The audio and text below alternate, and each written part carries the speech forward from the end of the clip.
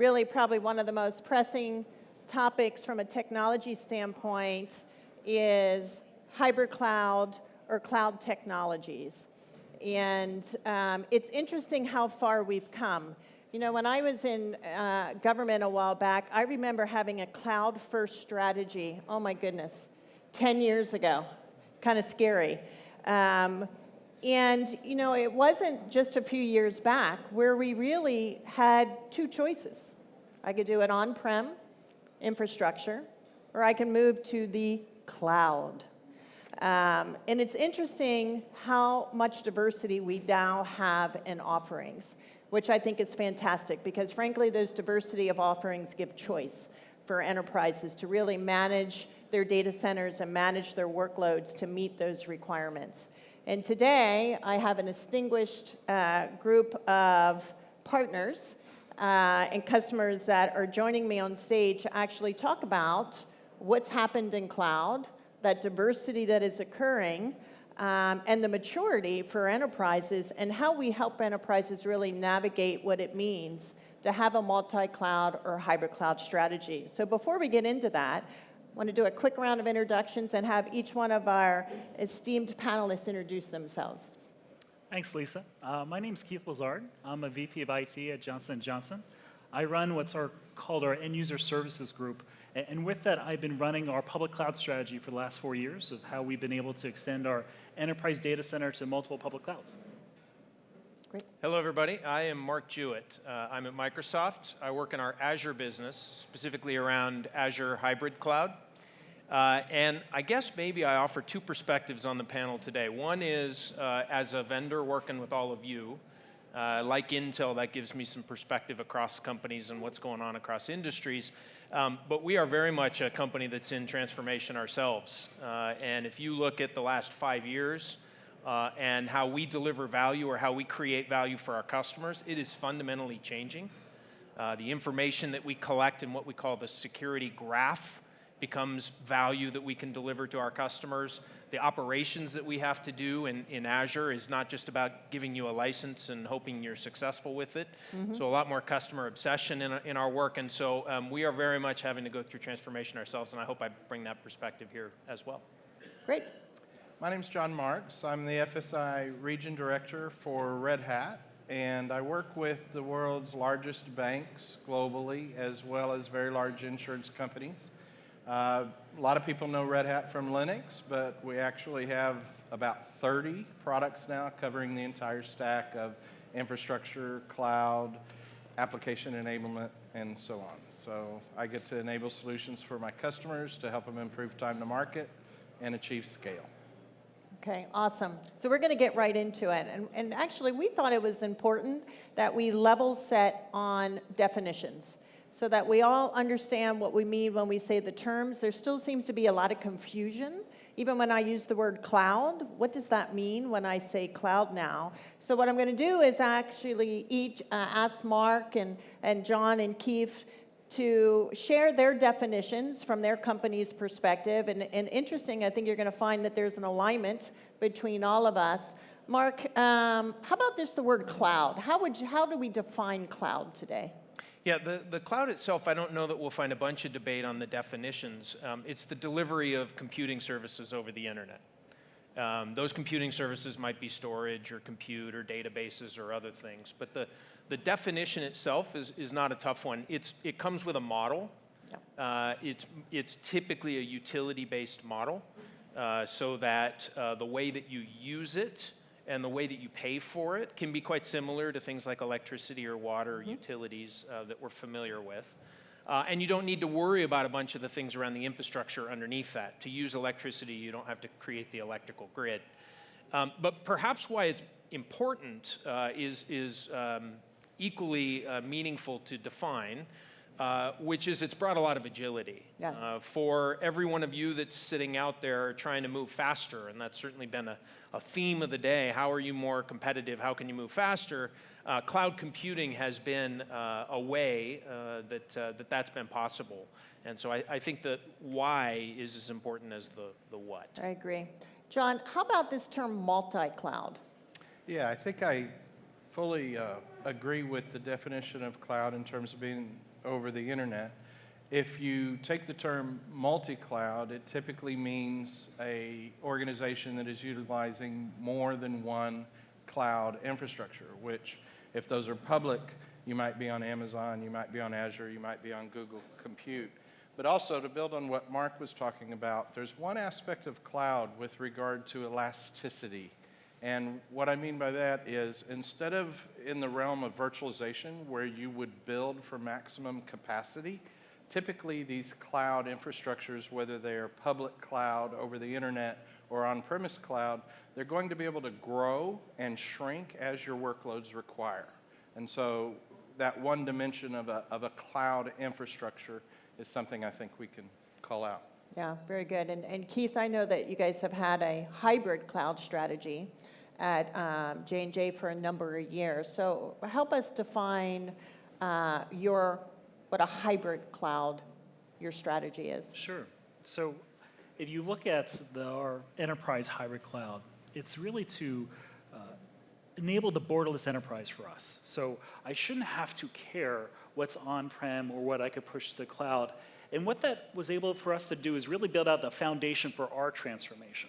So in the past, you'd have to wait weeks or even months to be able to spin up infrastructure. And we put constraints on our businesses. So as a research scientist or a data scientist or even a marketing group, as they want to be able to add innovation to the patients, the doctors, and all the hospitals that we serve, we were actually limiting them. So for us, it was all about cycle time, the agility aspects of it. That was the starting point, which was the baseline and foundation for us. What was interesting, though, is what happened next. So now by us reducing the cycle time and really being able to focus on the problems, we're able to actually tap into the innovation at not just at the infrastructure layer, but as you go up the stack to platform as a services. Mm-hmm. Throughout today, you heard a lot of great insight with respect to IoT, data services, AI, machine learning. These then become different steps and mechanisms for you to go up the stack to add value, and they attract to real people, real patients, real consumers in your market. Yeah, awesome. Thank you for that. You know, I think the data point now says 91% of enterprises will have a hybrid cloud strategy by 2019. And I'm going to turn to Mark because we work very closely with these partners in Microsoft, and Microsoft enabling that hybrid cloud strategy, certainly with Azure and with Azure Stack. Can you talk a little bit about Microsoft's strategy around enabling hybrid cloud? I sure can. I don't want to make this a sales pitch. Yeah. Happy to talk about products, but let me build off Keith's point because I think it's very salient. The hybrid cloud starts with cloud. I guess it's the second word, but it's the most important principle in a hybrid cloud. And one of the pieces of advice that I would give the audience here, where we see people failing, is that when they start with a legacy mindset and think that hybrid cloud is sort of the way to get there to a cloud strategy. And I think that's tough. It really is a different way of thinking about governing the delivery of the value that you give to your organization. And so if you start with that, then this concept of Azure and Azure Stack is essentially taking the services, the cloud services that we built in Azure, which include a bunch of the ones that Keith's talking about, and allowing you to run that outside of Microsoft data centers. And so being able to build applications that'll utilize storage as a service, for example, just like you can in Azure. And there's really two primary drivers for that. It is not, I'm not ready for the cloud. It is not, I don't believe the cloud is secure. Those are not the drivers for a hybrid cloud strategy. The drivers for a hybrid cloud strategy really have to do with two things. One is latency or connectivity. I can't depend on the connection, or it's slow for the operation that I'm doing. So even things like video editing might require compute next to the actual work that you're doing. And the other one is policy and regulation. Could be data sovereignty or data residency, could be you're in a regulated industry, could be lots of different things. So if you start with cloud, in our case Azure, and then you think about how do I extend that model into the reality that I have around things like latency, connectivity, I think that's the right way to think Yeah. about it. Yeah, very good. I think what's interesting in the market, the ecosystem today, are partnerships, strategic partnerships being formed. And I know Microsoft, Red Hat, very strong partnership. John, can you talk a little bit about, because I'm not sure people still realize even realize the partnership between Microsoft and Red Hat, your OpenShift product, how you enable each other and leverage the ecosystem. Yeah, I think we're enjoying sort of a new era in terms of the way vendors interoperate. I certainly know that our partnership with Microsoft is helping our mutual customers a great deal, because in the past, whereas you might have to make an either-or choice, now it can be an also-and choice. An example would be our mutual membership in the Open Container Initiative. Yeah. And what we're doing there is at the root of creating workloads that are portable. And when I say portable, I mean a workload that can be deployed to a lower environment like dev, and then a QA environment, and then a production environment that can be either on-premise or in a public cloud. Those containers become very essential. And Red Hat's built its brand, so to speak, on creating a longer useful life for the technology that our customers invest in, and especially for the applications and the technology that our customers create. So our OpenShift product is something that fits. It began years ago as a platform, as a service product. It was intended to facilitate this agility that Keith was mentioning, to try to get development organizations productive faster and ensure there was uniformity between the lower environments in dev and QA and the production environment. But it quickly evolved as cloud became much, much more prevalent into what is a container orchestration system. And when I say orchestration, I actually am meaning systems that have heartbeats, that sense the failure of the workload, that can automatically evacuate the workload and reinstate it, and then likewise go to the infrastructure level. If there's a server problem, evacuate the server, reinstate the server. So that whole self-healing aspect of that elastic architecture is facilitated through our OpenShift product. And the open standards we're utilizing and promoting are Google's Kubernetes, as well as the Docker container system. Yeah, fantastic. So Keith, share some lessons learned since you've been on this journey at J&J around your hybrid cloud strategy. Any key tenets, things that you didn't expect that you had to address? Did you have to pivot once you started down a path? Just share some insights on the journey that you've been on at J&J with this hybrid cloud strategy. Sure. Actually, to build on Mark's point just a few minutes ago, you have options as you go and you actually enable the public cloud. So if you look at the key principles of security, compliance, logging, identity, these are part of your core that you have on-prem that you want to leverage and extend into the public cloud. I would challenge everyone, though, to think about it a little differently. So to be aligned on those strategic intents, those core principles that you already have established and how you run today, but now you have more options on how do you manage it? How can you leverage the APIs, the configurations, the components that now exist on these cloud providers and be able to build it with automation and self-healing like John mentioned before? So you have an opportunity to change your cycle time as well as your ability to respond to issues, opportunities, and really drive into that DevOps mode. So you see a lot of times enterprises such as ourselves combine DevOps and cloud as a model, as a way to really drive that innovation and transformation. And I would ask you to lean into that. Lean into a different way to solve the same problem, but not be held back on some maybe legacy that exists within your on-premise world. Very good. Can I Yeah, keep please, going Mark. on that? Absolutely. As we talk to customers, I'd say there's a few patterns that we see that could maybe be advice for the group that we have assembled here. The first one is that you've got to get some experience in cloud. It sounds funny to sit up here and start this panel with some definitions, but it also really matches, as I go around and talk to folks, where they are in their own journey. And frankly, being in the Azure group at Microsoft, sometimes I get a little clouded, if I can say that, you know, with the fact that people are still often very early in their journey. And so if you're not doing things in the cloud today, you know, start with some development and test workloads or other things that you can get going, because growing that experience and learning, you know, some of the lessons that you guys have learned, what that looks like, what that operational model looks like, I think is really important. And then moving on to some of the core fundamentals. And we have experienced it in just the way Keith said it. Network, security, and identity are three specific areas to kind of focus on. And start to think through what your strategy is going to look like, because you don't want a different identity for your user just because they're in a different data center on an application that's in a different data center. So those are three areas that we've seen people kind of grapple with from early on to make sure that they've got a good solid strategy there. So maybe a few tips and tricks. That's great. One thing about that is, I would say about 1.5 years, 2 years ago, we had a number of customers that were kind of doing tire kicking in the cloud. They were setting up their lab environments and what I would call science fair projects.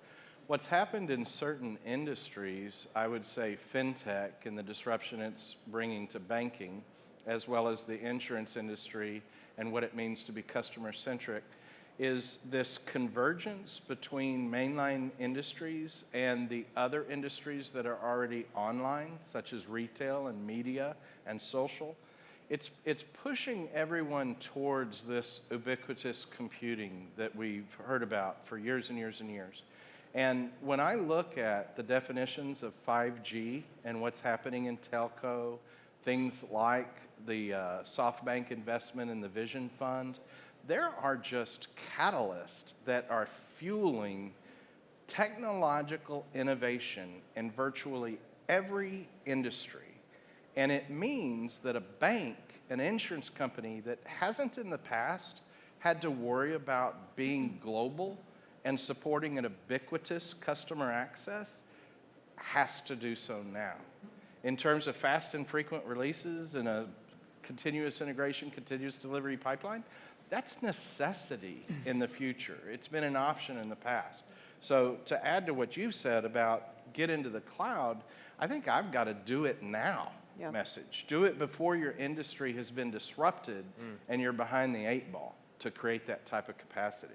Some of the banks that we're talking to really echoes that point. The banks we're talking to have said, I'm in on the cloud. I'm going to figure out how to get 80% of the way there. I got 20% of the stuff that I haven't figured out, right, because of regulation or other things that we've talked about.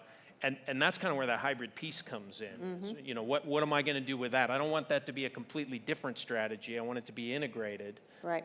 So how do I think about that? Yeah, let's go there a second. So let's talk about, and you guys are touching on it a little bit, when you called out security, identity, is workload placement, right?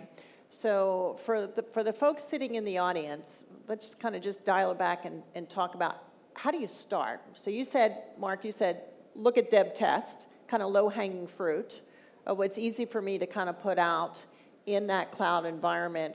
What about other lessons, tips around workload placement that you have found that works better, maybe one here versus here? Can you kind of share on that? Start with you, Keith. Sure. So if you look at the innovation that you heard today, so if you look at, again, data services is a great example. And the innovation that Microsoft, Amazon, Google provides in that area, in many cases you wouldn't want to build that on premise because it would be very difficult, take a lot of time and effort. So you're able to try and be able to do the innovation very quickly in the public cloud to see if it works. Does it make sense for you to run your own Hadoop cluster versus leveraging any of the public cloud offering? Be able to try out, be able to really just spin it up, try it for a couple days, weeks, and if you don't like it, spin it down and delete it. So you have that from kind of an innovation perspective. And similar to what Mark mentioned before with respect to dev and test, another area you'll see a lot on is with respect to IoT and web. Having the ability to scale out at infinite scale and be able to leverage the capacity there of not just having capacity planning and all the things we all had to do with 10 years ago is a great use case to learn into. And with that, enabling CI/CD, of course, would be the best pattern for that.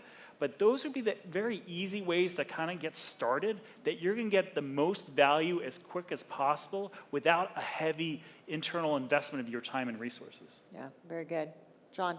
You know, I like to simplify things, and I'm going to date myself with this answer, but in my technical background, when I was working with applications that were to be enterprise applications after the mainframe era, I remember Microsoft's N-tier architecture.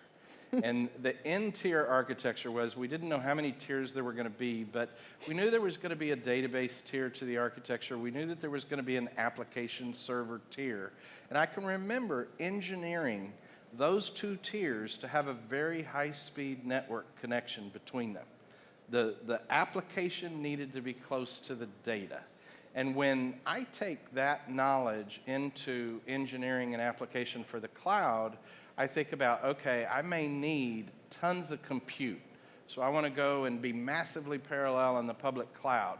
But if the part of the application that's running in the cloud needs access to that huge data store, especially if it's data of record, you know, that these data warehouses that we're running these machine learning algorithms against, guess what? That latency is going to be a problem because that application is not going to be able to do the majority of its compute in the public cloud and access data that's on premise.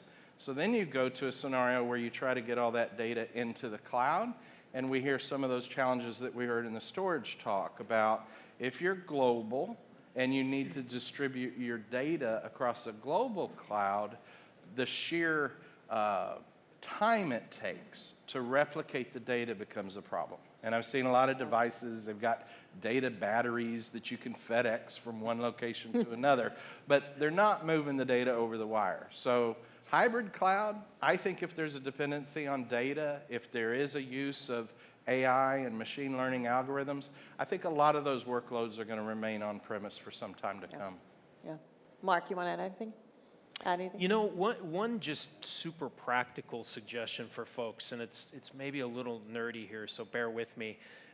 There is a lot of customers running legacy applications that are not the big, heavy line of business applications, the CRMs and the ERPs, et cetera, but they're just tactical, LOB applications. We know with our customer base, a lot of those are .NET applications.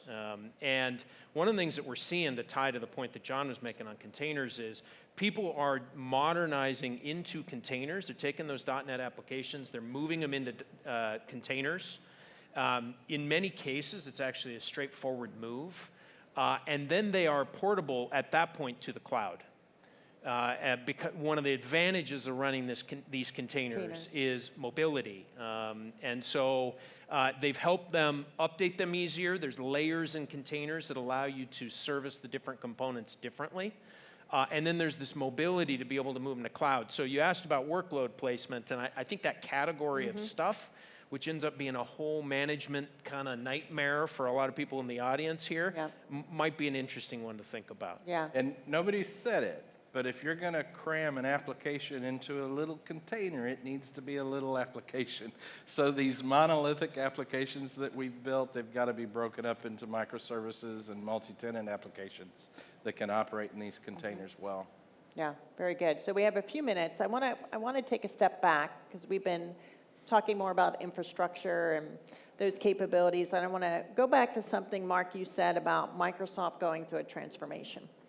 I talked earlier today about tying your technical strategies to your business strategy, driving business transformation, and even at Intel, going through our own transformation of we're not just a chip company. We have a bunch of tools in the toolbox. We have a bunch of ingredients that can really provide value differentiation and capabilities to companies to come compete and be able to compete in today's market. In the last few minutes, I want you guys, and maybe we'll start with you, John, in talking about broader transformation, business strategy, why the technology is such a critical piece of that from your perspective. Oh, wow. Yeah. I'm going to use the banking industry as an example. Banking and trading. A couple of years back, a lot of the CIOs of those banks started touring what are known as the FANG companies. That would be Facebook, Amazon, Netflix, Google. And they started gaining or trying to gain expertise at how these upstart companies were doing computing on such a mass scale. They came out of that back to their IT departments and they said, we need to be more like them. Why can't we be more like them? Well, the answer is we got all these legacy applications, you know, and we're not a social network, we're a bank. But the end result is that banks are now saying, we need to be technology companies. Yeah. And it's kind of funny as a software company walking into your customer, and your customer feels that they need to engineer and innovate technology as fast and as well as we do as a software company. And it's that core competency thing when we talked about the crowd and the core this morning. You know, the core is no longer banking for the banks. The core is how they develop their technological advantage so that they can continue providing the service of banking. And it's a radical shift. It's one that I have to adjust my thought to every day when I'm talking with customers. But I really think it's real. I think the Accenture has come out and said, you know what? You look at the board of directors on these corporations, start looking at their technical expertise.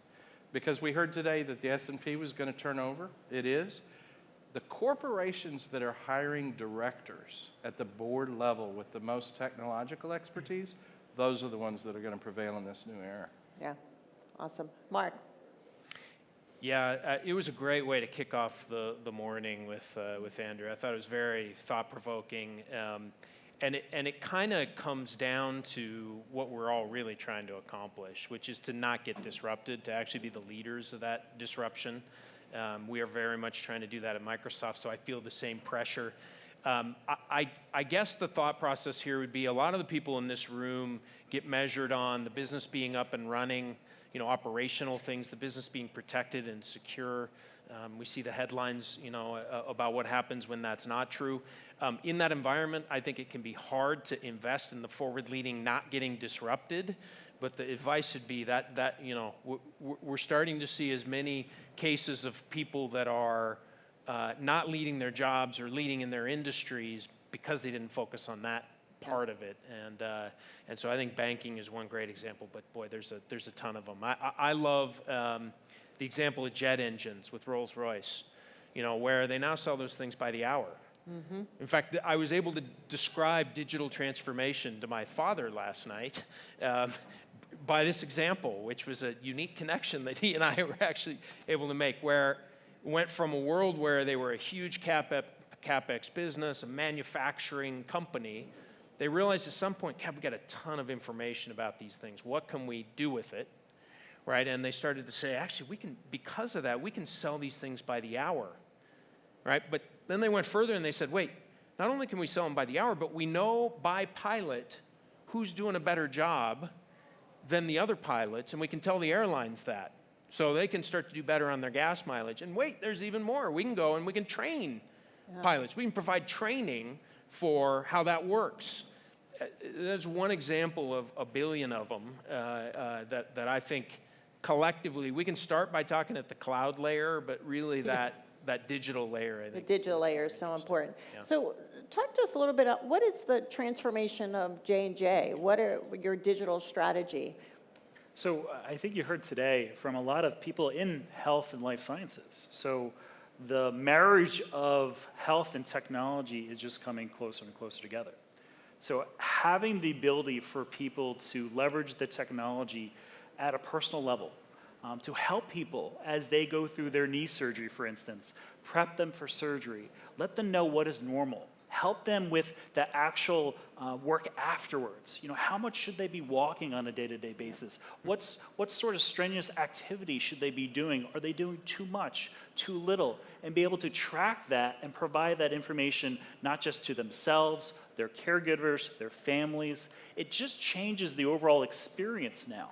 So if you take that to everything from expecting new mothers, to be able to let them know what to expect when they're expecting, to be able to have that information shared across the environment here, it just changes the opportunities. In the past, we'd always talk about constraints and cost and data.